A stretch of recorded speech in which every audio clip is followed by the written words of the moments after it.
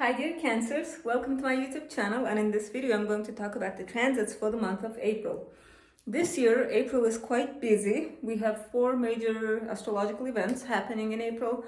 The first one is Mercury retrograde. It's going to start on April 1st. And then on April 8th, we have a new moon solar eclipse in Aries. And then after that, we have the major rare conjunction of Uranus and Jupiter in Taurus. And finally, at the end of April, we have a full moon in Scorpio. So let's begin. Before I begin, I wanted to say, dear Cancers, for you, generally, April is a time when you focus on your career, like your social status, home life is also sort of emphasized in terms of parents. Traditionally, the 10th house rules one of our parents, I would say father traditionally, but nowadays they're one of the two parents. Yeah, it's a bit more flexible now, but anyway, generally, so one of the parents, and also because this is an angular house for you, the house that makes a square to your sign, the energies, the effect of the eclipse is more impactful on your life. Okay, so let's begin. On April 1st, as I said, Mercury will station retrograde on the 27th degree of Aries. And that means for you, dear Cancer, so this is in your 10th house. So you can expect miscommunications, misunderstandings, because that is the nature of Mercury retrograde. Mercury is responsible for communications. So expect miscommunication, misunderstanding regarding work stuff, work-related stuff. Maybe there will be the need to go back to something, some work project and redo it, something like that. Mercury retrograde is going back to something. And next, I would say make sure you check your emails twice before you send it. Make sure you attach the thing that needs to be attached. Make sure you are sending it to the right recipient. Make sure you don't accidentally tag someone who's not supposed to see the email. You get the idea. Another thing can be because this Mercury retrograde is happening in Aries, the communication might be more aggressive, impulsive, very direct, almost like rude kind of speech. So don't be offended if the others are acting like that. It's just the Mercury retrograde effect, and make sure you are not acting like that. But I doubt it will happen that way. But anyway, so also Mercury is responsible for technology, so you can I wouldn't be surprised if something broke down around this time. I'm not saying this is definitely going to happen, because Mercury retrograde is happening for you in a more career house, not technology house. But still, just be aware that there is such a possibility, like maybe phone malfunctioning. I know someone whose fridge broke during Mercury retrograde. So don't be too frustrated. Knowing that this is being caused by Mercury retrograde kind of helps. And also, Mercury is responsible for contract agreements, and so try not to sign agreements in April. All right, I would say wait until May, or even better, middle of May, to sign those things, because Mercury will be out of its shadow zone by mid-May. And so even if you do have to sign contract agreements in April, I would say expect that it won't be fulfilled completely, or maybe the terms will change somewhere along the way. Let's say you sign a lease for 1 year to rent an apartment, but then a couple of months later or a few months later, you find out that you have to move because of work to another city or country. And so that way you cannot fulfill the contract, right? So this is the kind of stuff. It's not always bad though. For example, last year when I signed my work contract, Mercury was retrograde, and I was like, oh my God, will it mean that I will quit my job later? But no, first of all, when they hired me, the salary was this amount, but they were we're negotiating contract, so it will increase eventually. So actually, yeah, after Mercury went retrograde, I had to sign the contract again with the updated salary. So Mercury signing contracts is not always bad during Mercury retrograde, but still, I would try to avoid it. And so another thing is, dear Cancers, if you are planning to travel around this time, in April, I would say the chances of flights being delayed or cancelled increases significantly. Yeah, like during Mercury retrograde, say in winter, like I always see flights being cancelled, massive delays, crowded airports. That's Mercury retrograde energy. And if you do have to travel, make sure you get one of those Apple tags for your suitcase in case it gets lost, because luggages also tend to get lost a lot during Mercury retrograde. And also, I would suggest looking up the airline policies before traveling, because sometimes they do have reimbursement options when the flight is cancelled or delayed. Like you might be able to get money back for the problems caused by the flight delays. On TikTok, there are lots of videos that explain those things, and do look those up, okay? So generally, stay flexible and be patient with yourself and others in terms of communication, and be mindful of your words and actions, okay? And so that is it for Mercury retrograde in Aries. Next thing is we have Venus entering Aries until April 29th. So Venus will enter Aries on April 4th or 5th, depending on where you live. And dear Cancers, again, this is your 10th house. And this is good because Venus will bring this pleasant, gentle energy to your career house. So your public image will be like, will get a boost of like charm. It will be easier to negotiate with the higher ups, because Venus will be giving you this like ability to compromise, like to charm the higher ups. Yeah, so all sorts of negotiations would go pleasant, even though Mercury is retrograde, remember? But still. And what else? So generally, when Venus is in Aries, all of us tend to become a bit more confident, bolder, assertive, and charming. So, dear Cancers, in April you might have the courage to ask your crush out, or maybe like someone will ask you out, the single Cancers, because they are feeling more brave, right? But generally for you, dear Cancers, this is in your 10th house, so work related stuff, getting charming energy. And so after this, on April 8th, we have a new moon solar eclipse in Aries on the 19th degree of Aries. And so, dear Cancers, if you have your rising sign around the 19th degree of Cancer, or if you were born around like in July 8th, then you are going to feel this eclipse more than other Cancers. But generally, all Cancers are going to feel it. And so this eclipse is happening in your 10th house. Remember at the beginning of this video, I said this month is very much about career. And so Cancers, remember, this year you are experiencing all of this like opportunity, expansion energy in your career area. So some Cancers might get a promotion at work. Some Cancers might start a new career completely. Some Cancers might retire around this time.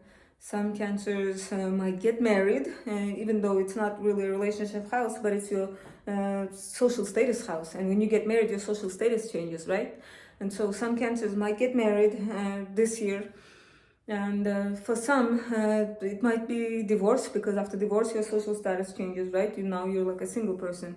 For other Cancers, it might be the time when you are focused on parenting, because 4th and 10th house are very much about parenting. Like so, some Cancers might become parents, or maybe their responsibilities as parents increase around this time.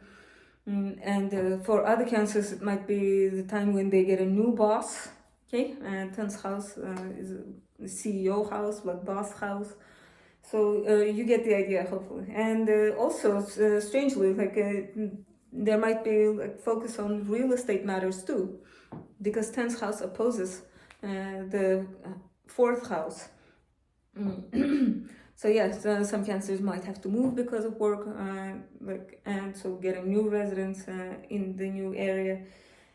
So you get the idea. I'm going to make a separate video for the solar eclipse, so please do check it out. Like I'm gonna try to give more details in there. I'm trying to keep this monthly horoscope short. And so next, on April 11th, we have the Sun conjunct Mercury retrograde in Aries on the 22nd degree of Aries. And so again, in your 10th house, this conjunction is happening in your 10th house. And so when Mercury is conjunct the Sun during retrograde, it means Mercury is between the Sun and the Earth. Normally, when Mercury is direct and conjunct the Sun, the Mercury is like on the other side of the Sun. Like the Sun is between the Mercury and the Earth. But now it's like an internal conjunction. And so when we get this internal conjunction, it means like we come to some clarity and understanding, but like internally. There might be like big ideas, passionate speeches around this time. And so generally remember to compromise around this time. Okay, so usually when Mercury is retrograde is conjunct the Sun, it's like the time when we understand what this transit is trying to teach us. Okay. And now, next, on April 19th, the Sun is going to enter Taurus until May 19th or 20th. And so, on the same day that Sun enters Taurus, Mercury will be conjunct Venus in Aries. So, communication, reaching agreements will be easier on that day. And when the Sun enters Taurus, it means it will leave your 10th house and enter your friendship house, 11th house. So now the focus is slowly shifting from your career to more like friendships, hopes and wishes, networks, internet, that kind of stuff. So the Sun is entering that area of your life for a month. And then right after this, on April 20th, we have Jupiter conjunct Uranus in Taurus on the 21st degree of Taurus. This is super exciting. This is a very rare conjunction. It happens only once every 14 years, which means that last time we had this conjunction was in 2010, 2011. And so, what was I going to say? And back then, Uranus was in Aries. So this conjunction happened in your career house. So try to remember what the big changes happened in your career 14 years ago, because it might have been like a very positive expansion. Jupiter is present. Jupiter expands everything. And Uranus, innovation, like futuristic stuff, avant-garde, science, technology. So all of these things. And now this time it's happening in Taurus. The conjunction is happening in Taurus, and next time, 14 years from now, it will happen in Gemini. And so, dear Cancers, this conjunction in Taurus means it's happening in your friendship house, okay, like internet house, hopes and wishes. Maybe you'll get some new wish, new dream, okay. Maybe before you couldn't dream about those things, and now, like after the changes, you're like, oh wow, now I can have this dream, like I can dream about getting this thing. So yeah, that kind of energy. So expect like bursts of excitement, adventure, bold changes in your friendship area, hopes and wishes. And also the 11th house is not only about like friendships, technology, it's also actually the house of benefits from business, like profits from business. So if you own a business, this Jupiter-Uranus conjunction is going to bring like a windfall in terms of like business profit. So that's great. And now after this, what was I going to say? So on April, one day after this, right after this conjunction of Uranus and Jupiter, we have a bit of a crappy aspect. The Sun in Taurus will be making a square to Pluto in Aquarius on the 2nd degree, and so that's gonna feel like a bit of a downer of a mood in this aspect, but thankfully it doesn't last too long. There might be like a bit of power struggles sense, like, but don't worry, this aspect is temporary. It's gonna be effective for like 4 days or a week maximum. Like even a week maybe too much, so 3 or 4 days maximum. And then on April 23rd, we have a full moon in Scorpio on the 4th degree of Scorpio. So, dear Cancers, for you, this means your 5th house and 11th house will be illuminated, asking for a balance.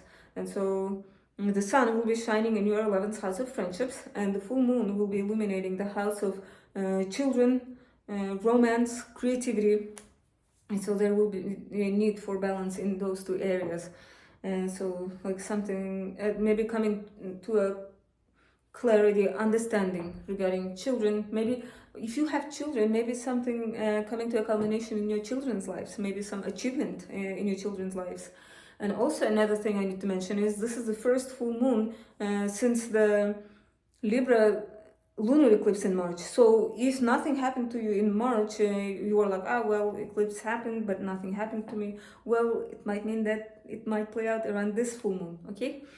And also, generally, around full moons, we are moody, emotional, since we are like, I don't know, 60% water, right? And the moon controls tides and oceans, so we are influenced by the lunar cycles. And emergency workers, policemen, they know that around full moons people go a bit like crazy, like they act like lunatics. And even the word itself, lunatic, comes from the word luna, the moon. And so dear Cancers, be patient at the end of April because people might be emotional. You yourself might be emotional because you are ruled by the moon, and so you do feel each full moon. And and so this time it's like coming to understanding culmination regarding fifth house matters. And then on April 25th, Mercury goes direct in Aries. Yay! Finally, the period of confusion, misunderstandings, forgetting things, getting lost, that is coming to an end. And but I wouldn't jump to signing contract agreements right away. I would wait until May, okay? And next, on April 29th, Venus will enter Taurus until May 23rd. And so, again, Venus will now bring its charming energy to your friendship house. Like, this might be a great time to go to a fancy restaurant with your friends, okay? Like, and enjoy a great meal, because that's Taurus energy. Senses, food activated. And then on April 30th, Mars is going to enter Aries until June 9th. So Mars is going to bring this energetic energy like into your career house. So maybe there might be a lot of work to do at work because Mars will be like, go, go, go, go, hurry up, hurry up. So that kind of stuff. If there is some big project that you need to work on at work, I would say use Mars's energy, okay? And like it will be available to you all May until like early June. So this is it for April, dear Cancers. I hope you enjoyed this video, and if you did, please like and subscribe, and I hope to see you guys in my solar eclipse video and in my May video. Okay, thank you, bye.